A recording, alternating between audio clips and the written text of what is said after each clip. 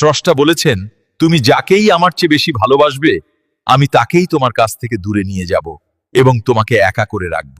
তিনি আরো বলেছেন, কখনো বলবে না আমি তাকে ছাড়া বাঁচব না, তবে আমি তাকে ছাড়াই তোমাকে বাঁচাবো এবং পেছনের অনুগত সব আবেগ কেড়ে নিয়ে তোমাকে দিব্যি সামনে নিয়ে যাব। তুমি কি দেখ না, ঋতুরাও বদলাতে থাকে, ছায়া দেয়া গাছের পাতাও যাই শুকিয়ে ধৈর্য হারিয়ে যায়, কিন্তু তোমার স্রষ্টা ধৈর্যশীল ও পরম দয়ালু। সেই ঝরে যাওয়া পাতার ডাল থেকে আবার সবুজ পাতা গজায়। তুমি কি দেখো না তোমার স্রষ্টার এই নিদর্শন?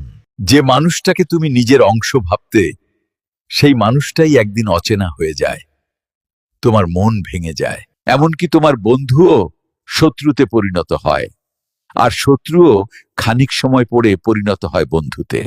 যে মানুষটাকে নিজের জীবনের চেয়েও বেশি ভালোবাসতে, সেও প্রতারণা করে। তবে তুমি কেন স্রষ্টা বিমুখ হয়ে মানুষকে ভরসা করো?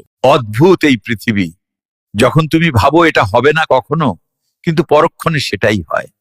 সেটা হবার নয় কি? তুমি বলো আমি পারবো না, অথচ তুমি পারো। এবং সবচেয়ে বিচিত্র বিষয় হচ্ছে, তুমি বলতে থাকো আপনি মরে গেছি, অথচ তুমি বাঁচো, অথচ তুমি বেঁচে থাকো। তোমার স্রষ্টা তোমাকে বাঁচায়, তোমার স্রষ্টা তোমাকে বাঁচিয়ে রাখে।